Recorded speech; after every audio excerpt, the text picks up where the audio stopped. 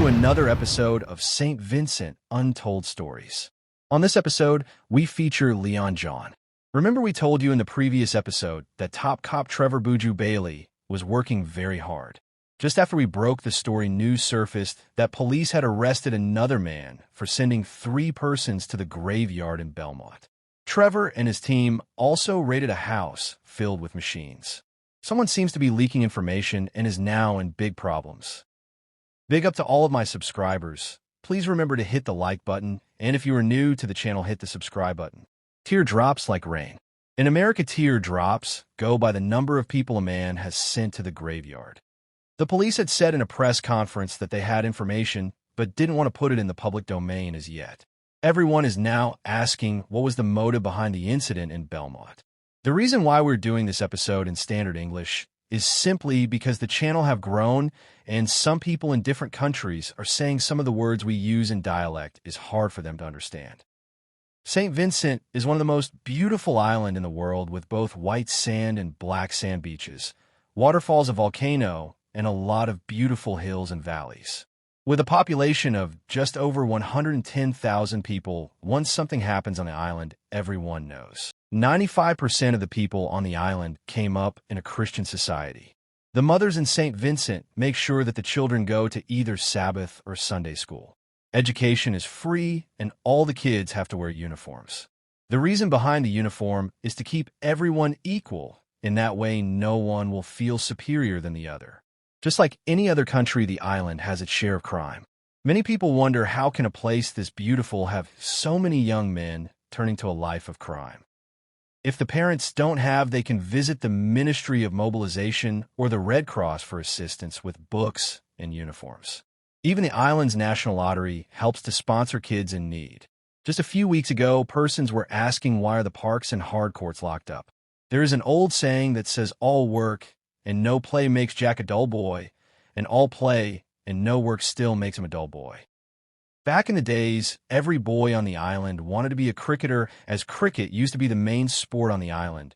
But now that the parks are locked up, the kids have to find other ways to enjoy themselves.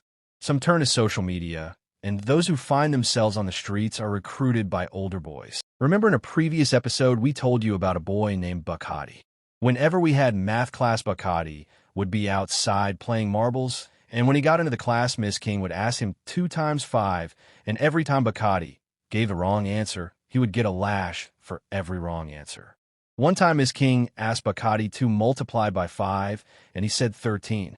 Buckati wet his pants that day and cried for his mommy.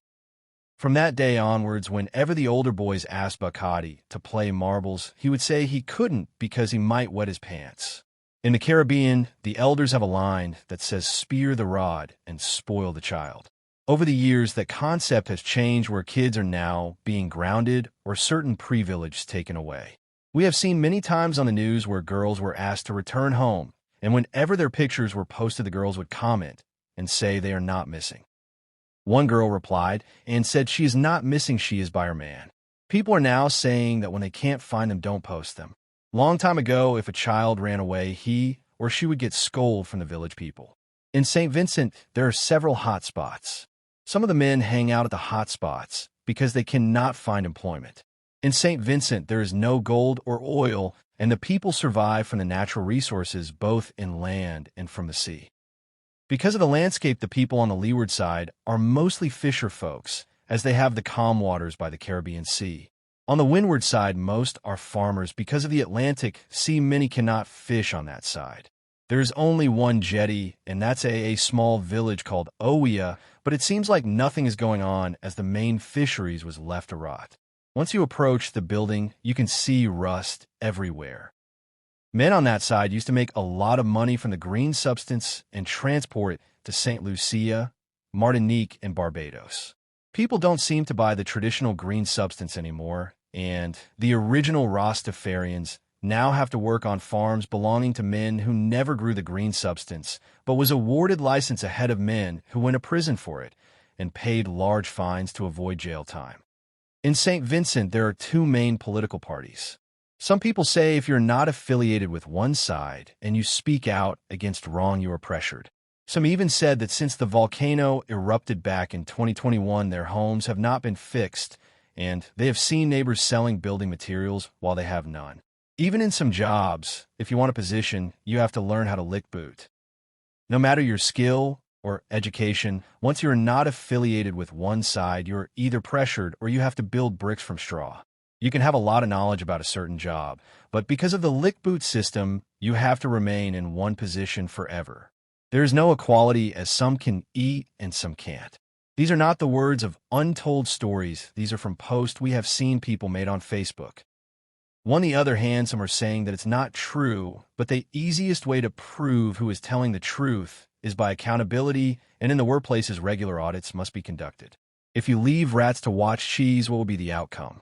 Right now, tourism is booming as international flights are coming every day, but some people are saying they are yet to benefit. People in the Grenadine island of Union Island who was affected by the hurricane are also asking why is the rebuilding process taking so long.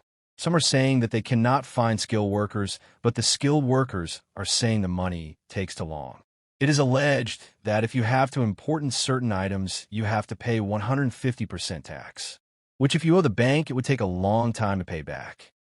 If we have no major factories, how are we going to find the money to pay the public servants like teachers, nurses, etc. with that height tax at the port? Very soon, no one will be importing vehicles. We have to start manufacturing goods and exporting them so we can see a return and boost.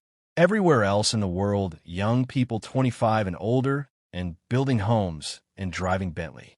In St. Vincent, if you see a Bentley, it might be someone 80 and over if there is any at all. Poverty is one of the major factors that lead to crime. We have seen that in countries that are really poor. If the people can't survive, they would try to get it by any means possible. Trevor Buju Bailey is now solving a lot of crimes, but we have to find solutions to try and get it to stop. Police have to do community outreach and speak to the youths on a regular basis. Set up kitchens in every town and village so the less fortunate can have a hot meal. Teach them how to fish so they would catch their own fish. That's just a reference in getting a skill. Even if we give plantains, how many have gas or oil to fry it every day? Build factories so the people can make money and buy gas to fry the plantain. At Untold Stories, we are not into politics, we stand for justice. Right now, every youth in St. Vincent have access to an education, but when they leave school, it is hard to get a job, and by the time you get a job, you might be in your late 40s, as no one seems to want to leave their job, even after 65, as inflation is taking over. You can't even walk into a grocery store to make shopping with $100 anymore. Lower the taxes. We saw in Belmont an honest old lady was sent to the graveyard. The pic that you see is what was posted by the police.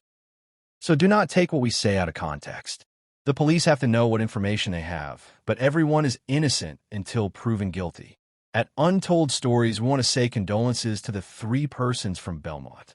The guys that were picked up are very young. They also have families who are feeling it as well. Sometimes even some of their relatives might be asking why. We are once again pleading with the youths to put the machines down.